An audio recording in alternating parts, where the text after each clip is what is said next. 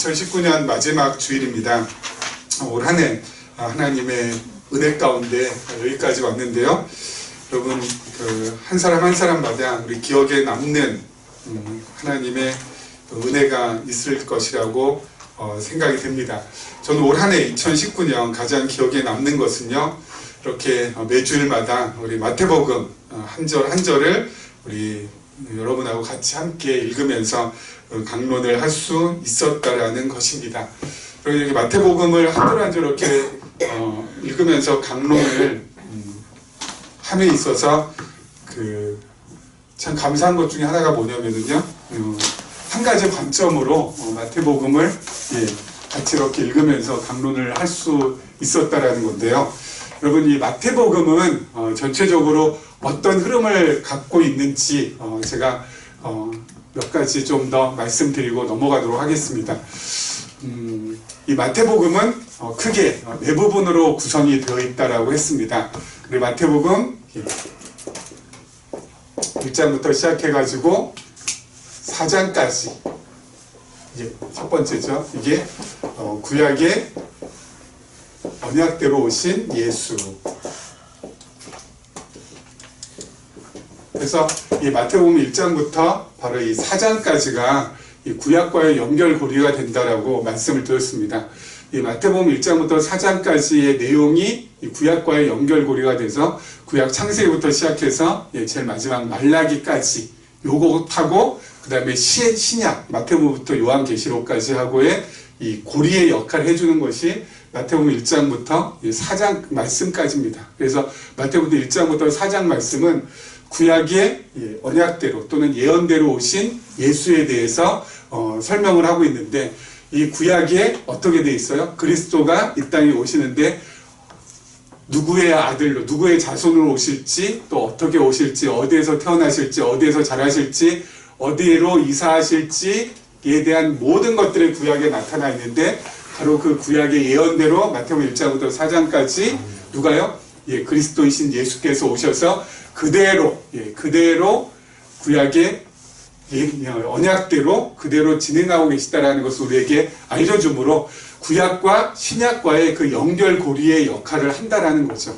이게 아주 무척 중요한 거라고 했습니다. 왜냐면은 여러분 참 이렇게 하나의 말씀 보다가, 그리고 또 우리 이 기존에 있는 이 목사님들의 설교집이나 또는 우리 성경학자들의 그 신학 서적 이렇게 보면 이렇게 마음이 자꾸 이렇게 그냥 울컥울컥 하는 것들이 좀 생기는데, 바로 그것이 뭐냐면은 얘기를 안 해줘요. 얘기를 안 해준다는 것은 뭐냐면은, 왜 마태복음이 신약 성경 제일 먼저 나왔는지를 얘기하는 경우가 한 번도 없습니다. 너무 놀랍지 않아요? 여러분, 아니 성도님들한테는 우리가 목회자로서 또 신학자들의 또 신학교 교수들이 여러분들 성경 읽어야 됩니다. 창세부터 요한계시록까지 적어도 1년에 한 번씩 성경 일독해야 됩니다. 그래서 여러분 성경 일독, 성경 읽기표도 여러분 갖고 가셔서 성경을 또 보셔야 됩니다. 그렇게 늘 얘기를 하지만은 여러분 읽으라고만 했지 어떻게 읽어야 되는지, 또 어떻게 이렇게 어떤 결로 읽어야 될지에 대한 가이드는 전혀 안 해주고 있거든요. 그게 저는 되게 이렇게 복 받치는 것 가운데 하나입니다. 아니, 읽으라고 했으면은 어떻게 읽어야 되는지에 대한 부분을 갖다가 자세하게 설명을 해서, 여러분 성경이, 여러분 창세부터 계시록까지 여러분 한번 이렇게 쭉 한번 보시면 알겠지만은 이게 보통 내용입니까? 어마무시하게 엄청난 내용이잖아요. 그러면은 이 어마무시하게 엄청난 내용을 갖다가 일목요연하게 어떻게 읽어야 되는지에 대해서 정리해주고, 특별히 마태복음에 대해서 얘기해줄 때는 마태복음이 왜 제일 앞에 나왔는지, 그 다음에 마가복음이 왜 그 다음에 나왔는지, 그 다음에 누가복음 왜 나오고, 그 다음에 요한복음 왜 나왔는지, 아니 성경의 이 차례차례를 갖다 얘기해줘야 될 거 아니에요. 그리고 구약에는 왜 창세기가 가장 먼저 나왔고, 선지서에서는 왜 이사야가 왜 제일 먼저 나왔는지, 그리고 시가서에서는 욥기가 왜 제일 먼저 나왔는지, 그런 부분에 대해서는 교회 다니면서 단 한 번도 들어보질 못했잖아요. 그렇지 않아요? 왜요? 왜 그걸 한 번도 들어보지 못했을까요? 읽으라고만 계속 강조만 하고 있는 그런 목회자 자신들이, 또는 성경학자 자신들이 연구를 안 하기 때문에. 그래서 그래요. 연구를 좀 해서 좀 더 쉽게, 좀 더 알도록, 좀 더 이렇게 좀 차근차근 좀 배려해가지고 이렇게 우리 성도님들이 성경에 잘 접근할 수 있도록 이렇게 만들어 드려야 되는데 그걸 갖다가 못하고 있고 그냥 무조건만 읽으라고 하니까 읽으면 뭐 알겠어요. 그래서 제가 늘 말씀드리잖아요. 성경 한 번도 안 읽은 사람이나 한 번 읽은 사람이나 10번 읽은 사람, 100번 읽은 사람이나 똑같은 것이 발견된다고. 뭐라고요? 성경에 대해서 모르는 건 똑같다고. 안 읽어도 모르고 한 번 읽어도 모르고 10번 읽어도 모르고 100번 읽어도 모르고. 아니 세상에 이런 책이 어디 있어요. 그래서 이 마태복음 갑자기 제가 또 이렇게 또 울컥했는데 마태복음 1장부터 4장까지의 말씀은 바로 구약과의 연결고리가 되는 말씀. 그래서 구약과 신약과의 연결고리가 되기 때문에 여러분 마태복음부터 요한계시록 중에서 가장 먼저 나와야 될 말씀이 바로 마태복음이라는 거. 요한복음도 가장 먼저 나오면 안 되고요. 마가복음도 가장 먼저 나오면 안 되고 그 다음에 누가복음도 가장 먼저 나오면 안 돼요. 왜요? 그 말씀들은 구약과의 연결고리되는 그 연결고리 역할하는 부분이 없어요. 사도행전도 없어요.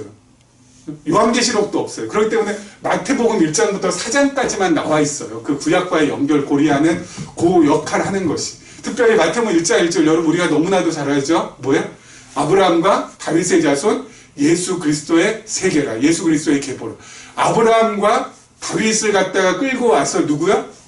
예수 그리스도에 대한 족보를 계보를 갖다가 밝혀주면서 어때요? 이 신약 성경 처음 시작할 수 있도록 해주는 거거든요. 그래서 구약 성경을 쭉 읽는다. 아브라함하고 그 다음에 누구야? 다윗의 자손으로 누가 온다고 약속을 했어요. 구약 성경에 그리스도가 온다고 약속을 했는데 그 그리스도가 바로 예수라는 그분인가 보다라고 마태복음 1장 1절을 보면서 우리가 연착륙을 할 수가 있는 거죠. 그리고 두 번째가 바로 뭐라고요? 마태복음 5장부터 시작해가지고 16장 12절까지가 선지자로, 그 다음에 세 번째 16장 13절부터 시작해가지고 우리 25장까지가 왕으로, 그리고 지금 저희가 하고 있는 26장부터 시작해서 28장까지가 제사장으로, 제사직으로 오신 예수 그리스도에 대해서 지금 마태복음이 이렇게 쭉 흘러가고 있고, 지금 저희가 하고 있는 제사직, 왜냐면은 제사직 또 왕직 선지자, 이것은 바로 뭐라고요? 그리스도는 반드시 세 가지의 직분을 갖다가 감당을 해야 되는데 그 그리스도로서 세 가지의 직분을 감당하는 것을 보니까 누가요? 예수라는 분이 바로 메시아, 그리스도가 맞다라는 것을 우리에게 확인시켜주는 말씀이 바로 마태복음이라는 거. 그래서 그 마태복음 말씀은 바로 예수가 그리스도인 것을 증거하는 말씀이라는 것을 여러분 늘 기억하시면서 그 개념을 가지고 마태복음을 갖다가 1장부터 28장까지 쭉 한번 이렇게 읽어보시면은 여러분 마태복음이 어렵지가 않습니다. 그렇죠. 그래서 마태복음이 우리에게 친정 복음으로 다가올 수 있도록 만들어주는 말씀이라는 것을 우리가 확인할 수가 있고요. 특별히 오늘 이 마태복음 26절부터 28장까지 보면서 예수님께서 지금 십자가에서 고난당하시고 또 십자가에 달려서 지금 돌아가시는 그 장면을 통하여서 우리가 확인받을 수 있는 것은 제사직을 지금 예수님께서 뭐하고 계세요? 행하고 계시는 것을 통하여서 그가 바로 누구라? 그리스도다. 하나님의 아들이라는 것을 우리가 확인받을 수가 있는 거죠. 여러분, 예수가 그리스도라는 의미는 그야말로 우리에게 있어서 무한대의 의미로 다가오는데 그 중에서 가장 중요한 의미, 기억나는 것이 한 세 가지만 말씀드린다면 예수가 그리스도라는 의미는 바로 뭐예요? 예수가 그리스도라는 것은 바로 그 예수 그리스도가 이 세상의 모든 만물과 만사를 주관하는 주관자라는 뜻이 되는 거죠. 그렇죠? 예수가 그리스도라는 것은 모든 만물과 만사를 갖다가 주관하시는 주관자라는 거, 다스리시는 분이라는 거, 통치자라는 거. 고로 어때요? 우리가 우리의 마음이 어때요?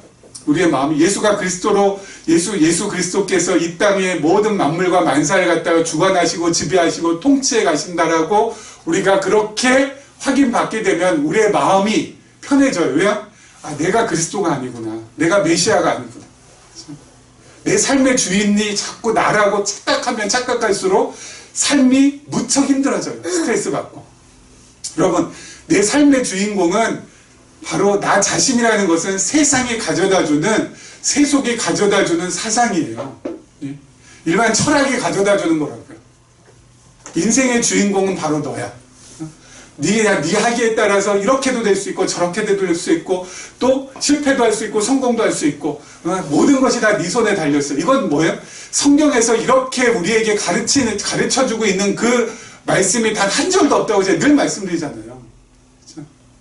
성경 어디에? 인간에 의해서, 나 자신에 의해서 내 운명이 결정이 되고, 그렇죠?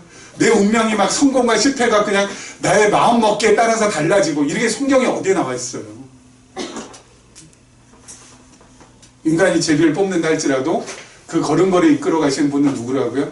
하나님이시라고. 우리가 아무리 마음 가운데 계획을 갖다가 세운다 할지라도 그 계획을 이루시는 분 누구라고요? 하나님이시라고요. 사람이 아니라고. 그렇죠?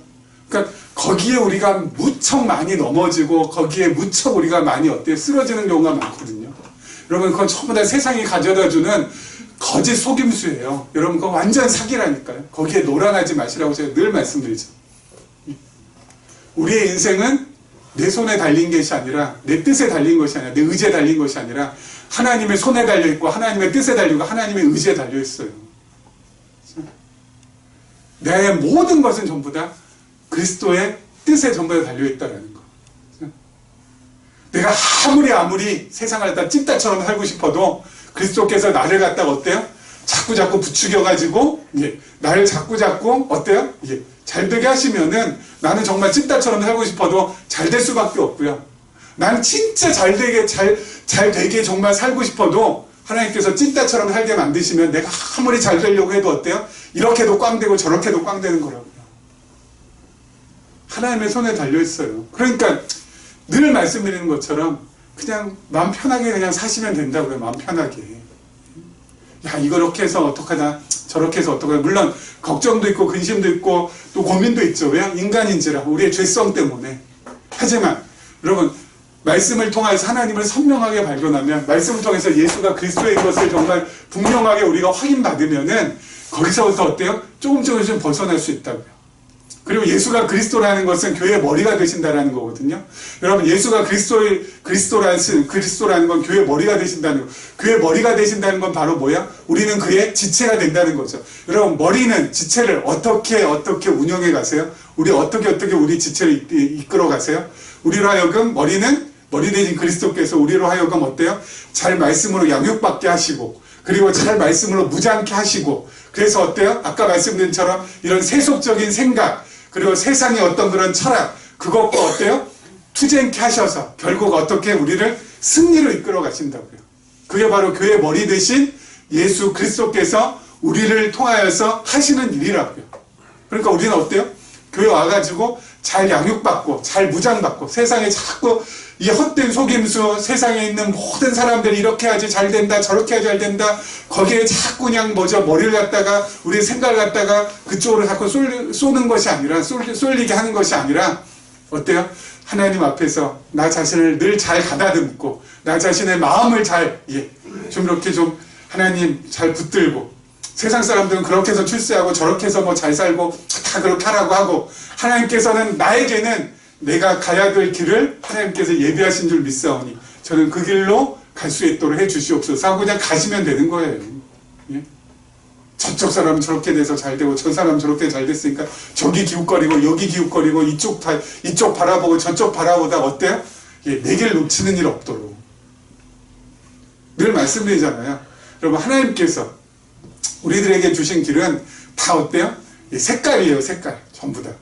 여기 보면은 우리 심집사님께는 하나님께서 초록색 길 주셨고 저에게는 빨간색 길 주셨고 그리고 우리 장로님에게는 노란색 길 주셨고 우리 권사님에게는 주황색 길 주셨고 그렇게 전부 다 색깔이라고 색깔. 여러분 빨간색이 파란색보다 더 열등합니까? 아니면 주황색이 노란색보다 더 우등합니까? 아니잖아요. 여러분 색깔은 다 좋은 거예요. 그렇죠. 저마다 자기 빛깔 내는 그 색깔은 다 좋은 거지 색깔이 무슨 우등한 것이 있고 열등한 것이 있어요. 우리들이 가는 길이 그렇다고요. 저마다 전부 다 하나님께서 각자의 색깔에 맞게끔 그 길을 허락해 주셨거든요. 그럼 그냥 그 길로 가면 되는 거예요. 내 색깔 따라서. 옆에 있는 사람 색깔 보면 어때요? 야, 저거 참 부러운 색깔이다. 나는 참 못난 색깔이다. 그러면 이거 말이 안 되는 거잖아요. 다 좋은 색깔이니까.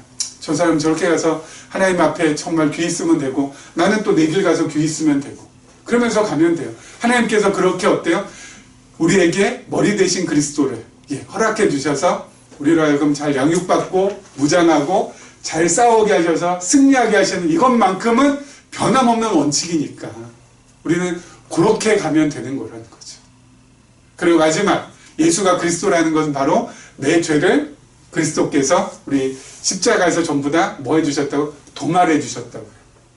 이사야서에 보면은 우리 죄를 하나님께서 기억하지 아니하신다고.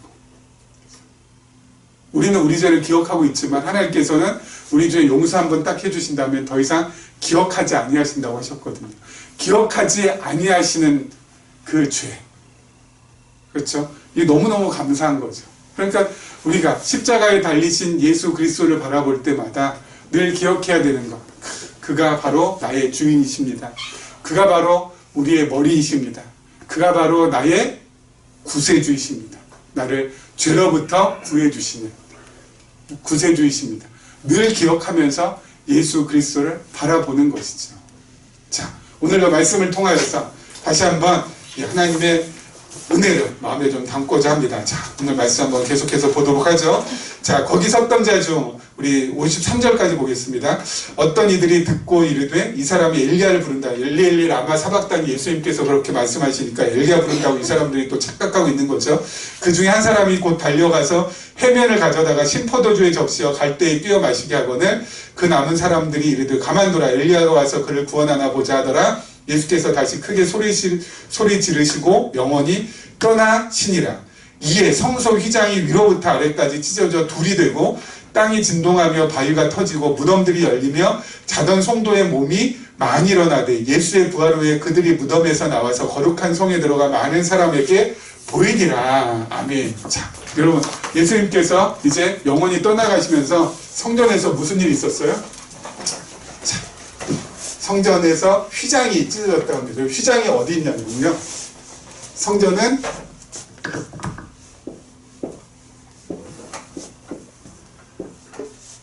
여기가 지성소가 있고요. 그리고 여기가 성소.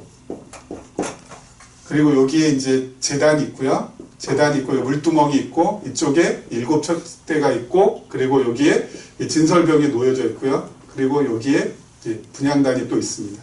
요 지성소 안에는 뭐가 있다고 했죠? 언약궤가 있다고 했죠. 예. 근데 이 성소하고 지성소 사이에 이 휘장이 쳐 있어요. 여기가 바로 이제 휘장입니다. 근데 여러분, 이 지성소는 아무나 못 들어가요. 대제사장이 7월 10일 날 대속죄일이라고 해서 이스라엘 전체의 백성들의 죄를 위하여서 죄를 사함받기 위해서 딱 한 번 들어가요. 1년에 딱 한 번. 그것도 누가요? 대제사장이. 아무나 못 들어가요. 아무나 들어가면 죽어요. 그래서 대제사장도 1년에 한 번 이 지성소에 들어갈 때는요, 방울을 답니다. 딸랑딸랑딸랑딸랑딸랑. 그리고 뭐죠? 그 줄을 갖다가 대제사장이 들어갈 때 여기 다리에다 줄을 하나 묶어요. 그래가지고 지성소로 들어갑니다. 왜냐면은 대제사장이 지성소에서 이제 하나님 앞에 잘못하다가 죽으면은 뭐죠? 딸랑딸랑 소리가 계속 들려야 되는데 딸랑딸랑 소리가 방울 소리가 안 들리면은 뒤에 옆에 여기 성소에 있던 다른 제사장들이 이거 이상하다 이제 싶은 거죠. 그리고 들어가서 어떻게 되는지 이렇게 보질 못하니까 어때요? 딸랑딸랑 소리가 안 나면은 줄로 이렇게 끌어당겨야 돼요. 끌어가지고 그 사람을 떼어가야 돼요. 왜냐면 그거 못 들어가요. 대제사장이 아니니까. 그래서 잘못해가지고 거기서 죽임당한 대제사장은 어때요? 줄로 이렇게 끌어가지고 나와야 됩니다. 그러니까 여기 이 언약궤가 있는 이 지성소는 그 누구도 들어갈 수가 없어요. 근데 이 성소와 지성소 사이에 뭐가 있다고요? 휘장이 있는데 휘장이 위로부터 아래로 예수 그리스도께서 영원히 떠나실 때, 십자가에서 돌아가실 때 찢겼다고요. 그러면서 이게 어떻게 됐어요? 열렸어요. 길이. 예수님께서 친히 대제사장이 되셔가지고 이 길을 여신 거죠. 이제 더 이상 이제 이 휘장이 어때요? 위로부터 아래로 찢겼으니까 이 길이 열린 거죠. 자, 근데 또 여기서 저 재밌는 거 하나. 성소, 지성소 이렇게 있고 여기 이제 뭐죠? 입구가 있는데 여기 또 하나 이렇게 있습니다. 이게 이제 성전이거든요. 요게 성전 미문이라고 하는데 이스라엘 백성들은요. 여기 와가지고 요 재단에서 이제 제사드리기 위해서 여기가 이스라엘 사람들이 여기에 이제 들어올 수 있어요.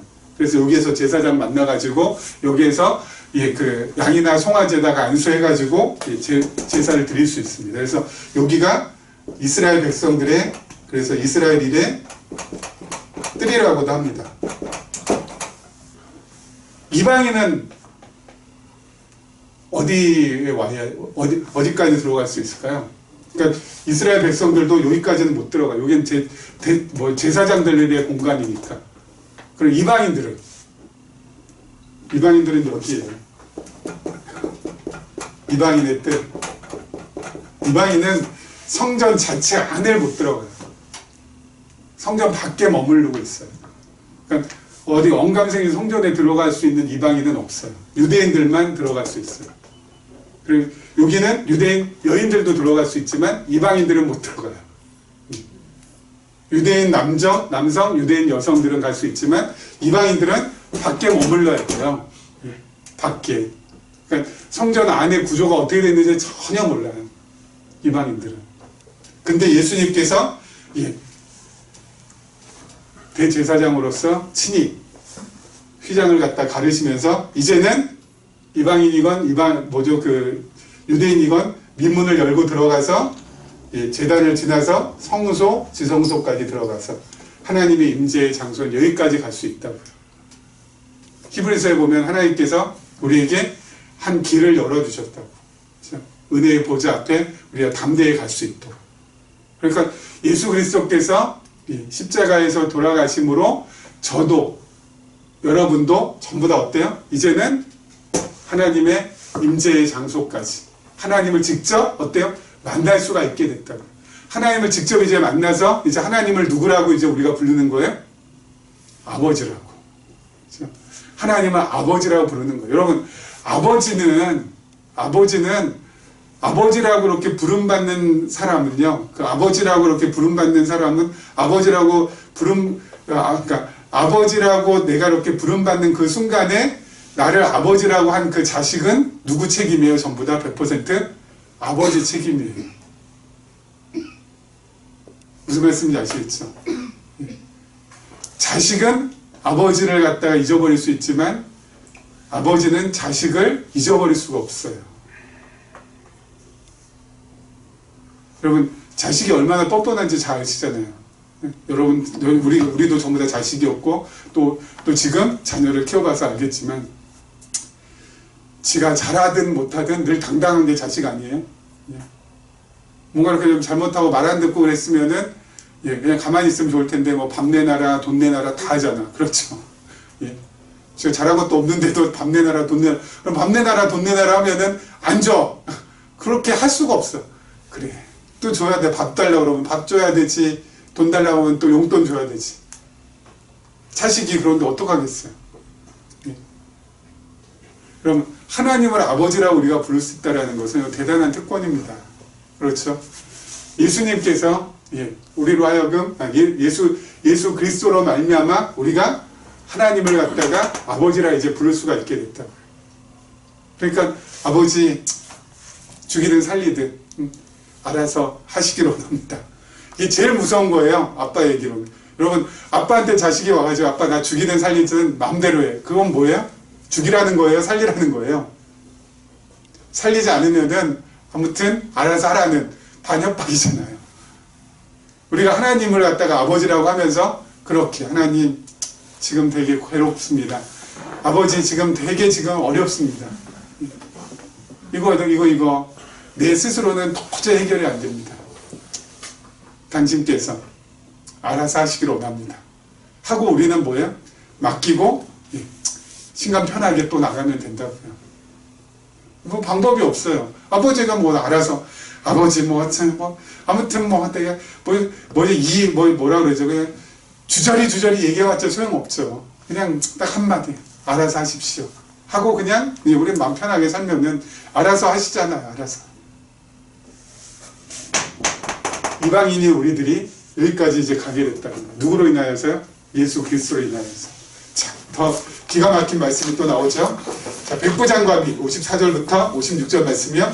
백부장과 및 함께 예수를 지키던 자들이 지진과 그 일어난 일들을 보고 심히 두려워하여 이르되 이는 진실로 하나님의 아들이었도다 하더라. 예수를 섬기며 갈릴리에서부터 따라온 많은 여자가 거기 있어 멀리서 바라보고 있으니 그 중에는 막달라 마리아와 또 야고보와 요셉의 어머니 마리아와 또 세베대의 아들들의 어머니도 있더라. 여러분, 그 당시 예수님을 갖다 십자가에 못 박았던 종교 지도자들, 유대인들 정말 어떤 사람이었어요?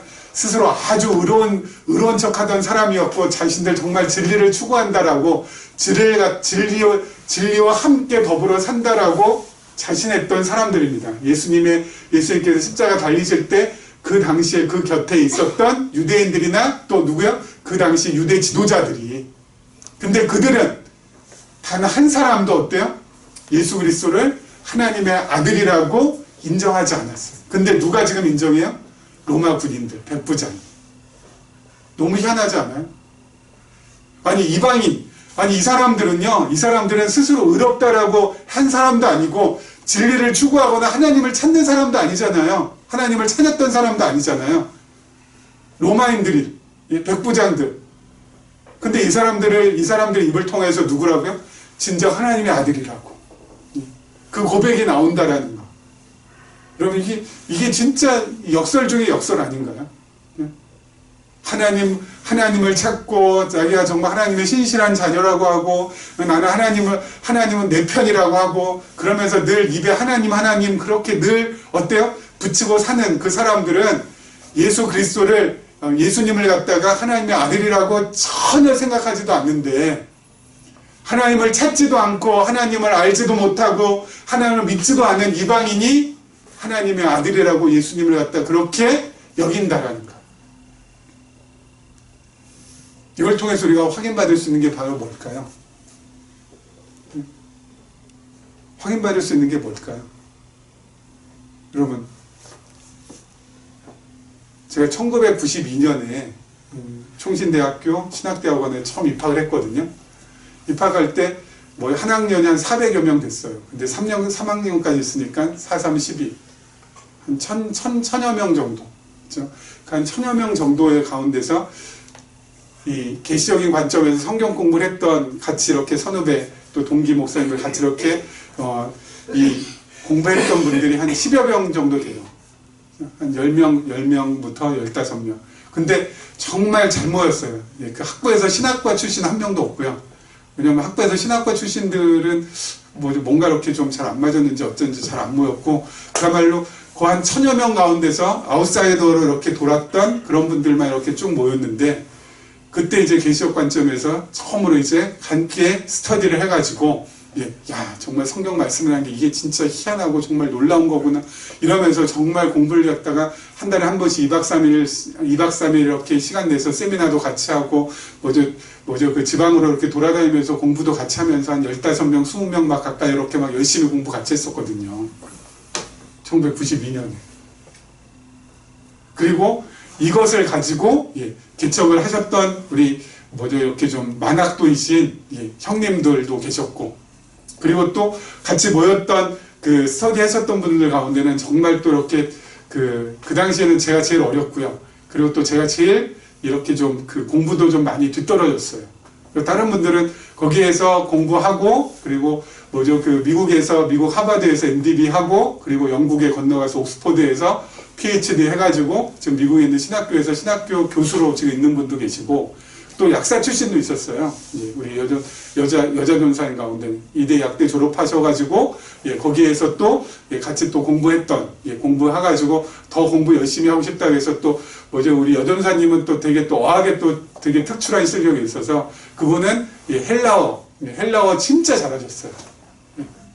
그래서 헬라어에 아주 특기가 있어가지고 나중에 총신대 신학대학원에 다시 돌아가셔서 헬라어 교수 지금 하고 계신 분도 계시고, 그야말로 되게 이렇게 열심으로 하셨던 분들이 되게 많거든요. 근데 지금 2019년 12월 현재 서울 하늘 아래에서 이 계시적인 관점으로 그때 1992년에 함께 공부했던 그 공부를 가지고 목회하는 분은 저 혼자밖에 없어요. 제일 뒤떨어지고 제일 이게 뭐 떠듬떠듬했던 저 하나밖에 없어요. 그리고 다 떠났어요. 다 떠났어요. 전부 다 떠났어요. 이거 가지고는 좀 어렵지 않을까 싶으면서 다 떠나시고 저 혼자 딱 남았어요. 1000명 가운데 저 한 명 딱 남았어요.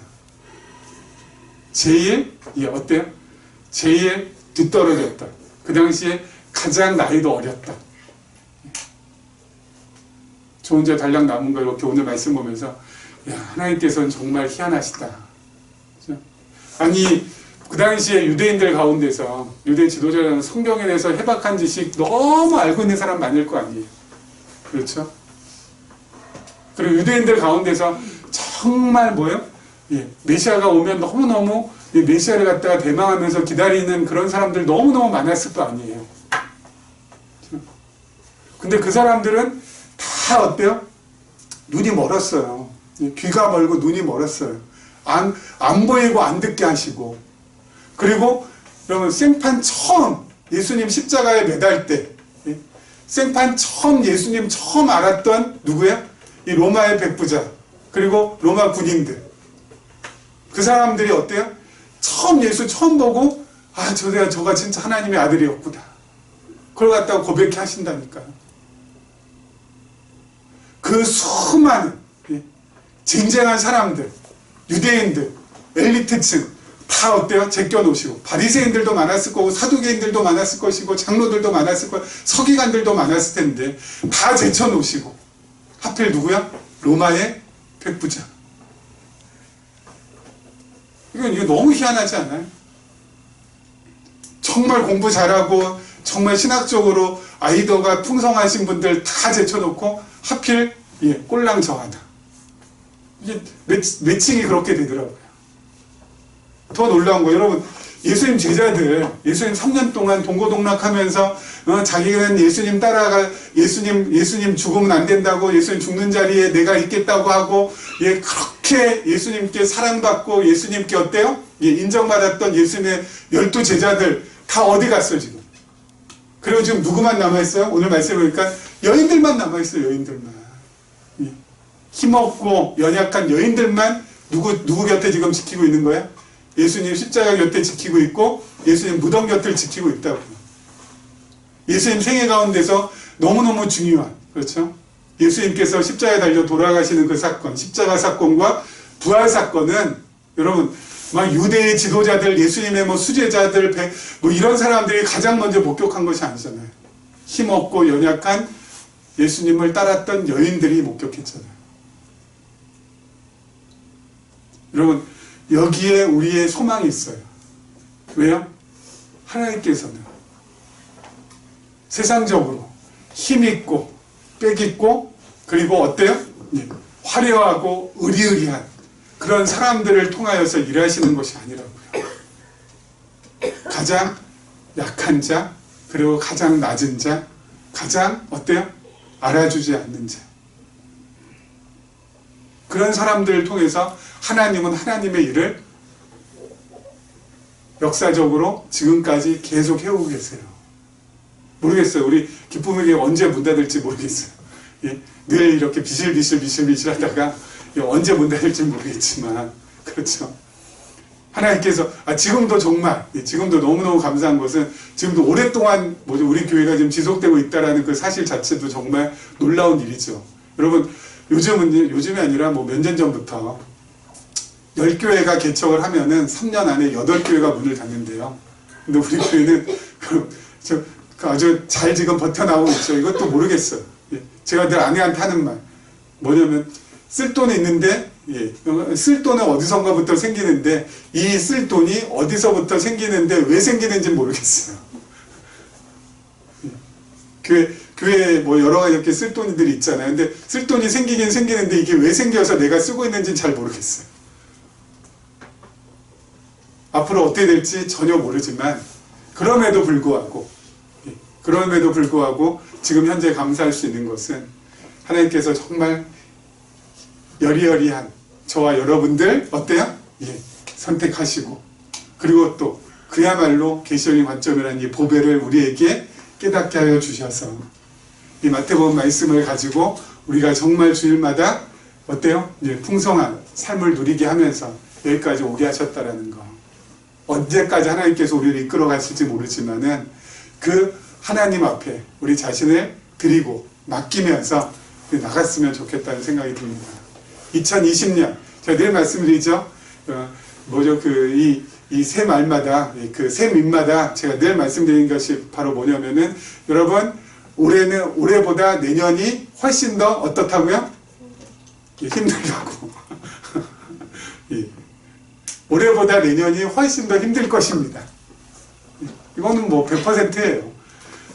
하지만 그럼에도 불구하고 그 올해보다 힘든 내년을 우리가 또 다시 살아갈 수 있는 이유는 다른 것이 아니라 하나님께서 내 안에서 그 힘든 2020년을 견딜 수 있도록 또 더 나아갈 수 있도록 계속 말씀을 통해서 은혜의 힘을 공급해 주시기 때문이라고 믿습니다. 여러분 올 한 해 이렇게 여기까지 오시라고 너무너무 애쓰고 수고 많으셨고요. 내년 또 하나님께서 우리에게 또 펼쳐줄 또 그 세상 또 그 세계 믿음의 눈으로 바라보면서 사람들은 기대 반 걱정 반이라고 하지만 우리들은 걱정 없이 기대만 가지고 2020년을 맞이했으면 좋겠습니다. 이런 은혜 우리 모두가 누리시기를 주님의 이름으로 축원합니다. 기도하겠습니다.